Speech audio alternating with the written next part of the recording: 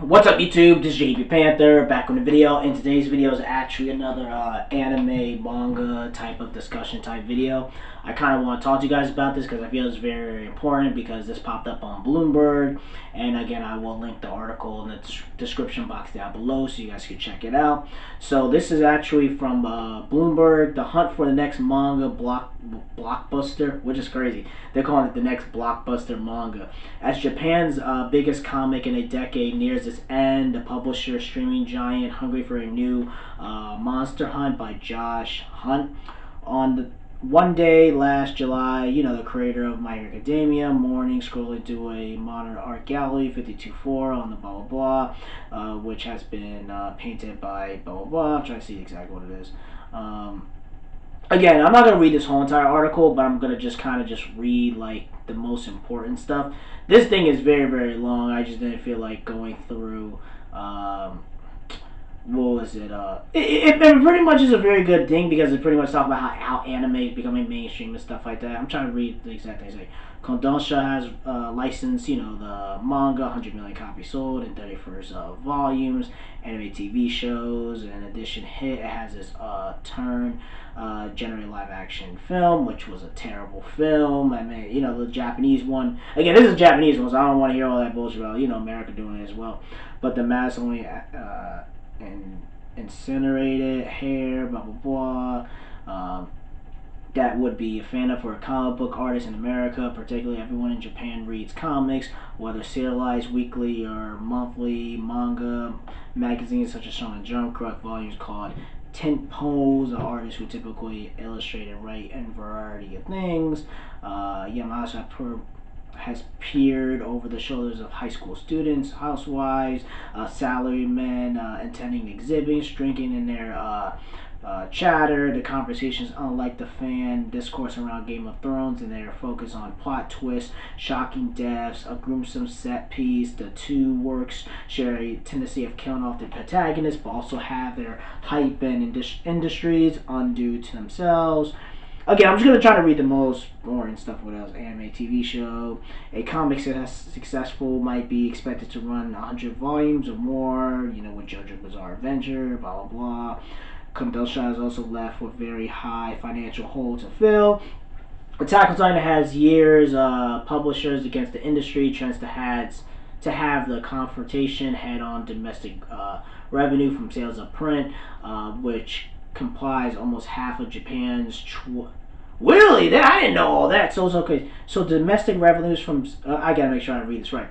So the domestic revenue from sales of print manga volumes, which comprise almost half of Japan's 12 billion a year book market, plummeted to an all-time low in 2017, fell a 55% in 2018, according to Japan's National Publisher Association. Revenue jumped 5% in the first half of 2019, the most period for which figures are available, but owing because of industry-wide price hikes, sales of digital comics have been expectation climbing steadily in recent years, getting a boost this spring when many Japanese bookstores were closed to the whole of coronavirus. Piracy, lower prices make digital manga less profitable than traditional paper. I'm just trying to see. This is very, very interesting. They're saying that the demand for adaptation friendly storytelling is higher than ever. When Netflix, Hulu, global licensors, Netflix, and all these other corporations trying to jump into it. Ghost in the Shell, for the first series, blah blah blah. Condone shows rivals must do more than simply back catalogs if they're to drive Japanese manga publishers, owing a modest share of licensing income. So for them, anime servers primarily as comic ads, unlike Marvel and DC, which gain greater control of the world and accompany artists embedded when it comes to Japanese comics, publishers, and systems, the author, blah, blah. There's a lot of stuff they're talking about. Like to Pick a Bone, Hinil, Game of Thrones, Finance, licensing thing, Condolcia Bosses, okay, blah, blah. It was something here about Disney. I'm trying to read exactly what it was. Damn, this thing is long. Dragon Ball Z was known for blah blah, Toonami, stuff like that. To fill it up, to block the cartoon, blah blah, trail for Attack on Titan, Toonami, blah blah. Damn, this thing is long, man. Okay, even for now, the incentive for licensing Walt Disney-owned CEOs also in game, armed with exclusive first looks partnership with Funimation that gives access to the most important players in the anime. The reason has been to push up price for everyone hoping to acquire manga properties. DeMarco says this activity is a good thing for creators by expanding publishers. If it means his job gets harder, he's been trying to involve for one recent deal. He's skipping the middleman and went directly to Shogun to acquire the rights to Musa, a manga by blah blah. Manga publishers, for their part, are mindful that there are limits to how much they rely on anime. Two editors I spoke at Kodansha Rivalry who requested confrontational business point out that these ideas are a necessary, dependable source of revenue, and the pie gets sliced up so many ways. Might that a publisher might get nothing out of the aside from a book boost in the comic book sales. One says if anime is driving Kodansha as its heights for the next Attack on Titan, who's charged with leading the search, isn't letting on. The process he describes for recurring new talent remains unchanged after decades. Editors seek out published artists who work like and as also newcomers. Japan's manga trade schools or contest companies try to foster great work. A comic hit says can't be generate the magic either. There isn't start the way a Titan did with telling a good story. If you make a manga that's not worth reading, no one will want to make it into a series. He says if you're focused on from the start what might make a good anime or what trend might be, you'll never know anything. And again, this thing is really, really long. I'm not going to read the whole entire thing, but I just want to give you my quick thoughts because I felt like it was pretty interesting. I do feel like I told you before, like now you're having companies like Bloomberg,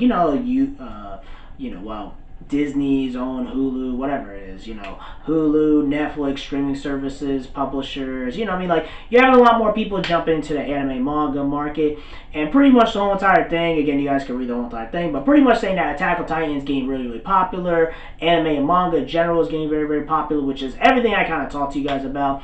They talked about how, like the pandemic pretty much made anime manga a lot more, because anime manga was always mainstream. Well, it wasn't mainstream, but this just accelerated a lot faster. You feel me? Because everyone's stuck at home. They're the only ones dropping chapters in the middle of a pandemic while everybody else is too scared because of the pandemic and they're scared of their governors and stuff like that. Again, I don't know how you guys are in overseas, and our country in America is a lot different.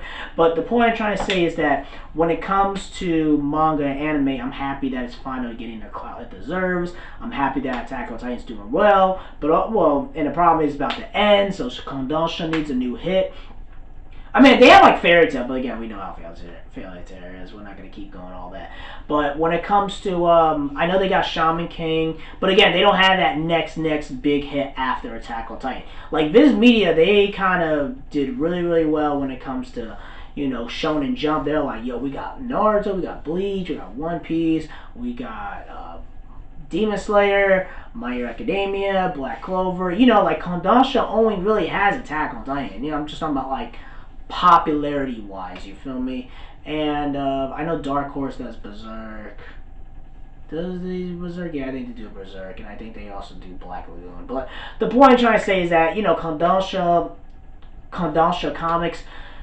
Attack on Titan, that's pretty much their last hit. You know what I mean? Like their big, mega hit. You feel me? It's gonna be hard to get another mega hit for a very long time unless Kodansha comes out with another manga that's just as popular and buzzing like that. And also, Attack on Titan was just placed at the right time and right area. Same with Sword Online. Sword Online came at the right time and right place. I do feel like Attack on Titan's way better than Sword Online, but hey, I'm happy that I'm happy that you have articles or companies like Bloomberg really covering this anime and manga stuff. You're starting to see a lot more mainstream articles talking about this as well. And I'm just happy that it's finally getting the mainstream respect and clout that it deserves. I know a lot of anime fans are very 50-50 with the whole anime becoming mainstream thing.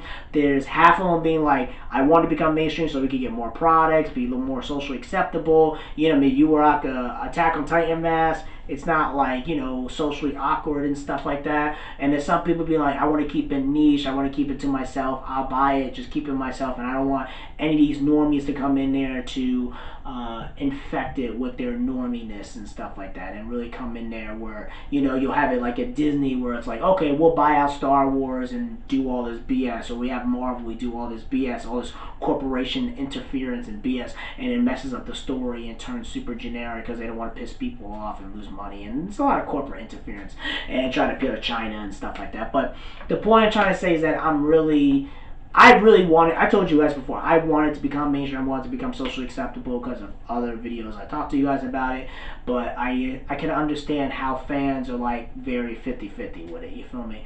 But that's pretty much it. Also, there's another article that I will put in the description box down below.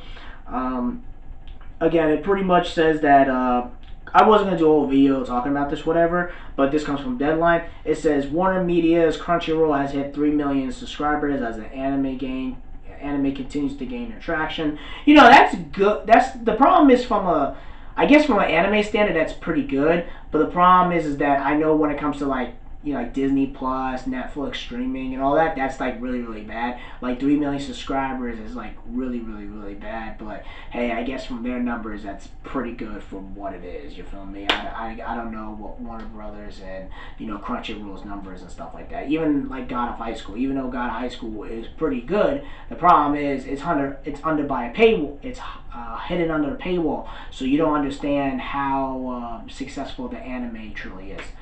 That's pretty much it, guys. Tell me what you guys think about this. Let me know in the comment section below. Make sure you rate and like the video and subscribe. Make sure you subscribe to the channel. Peace and have a great day and take care.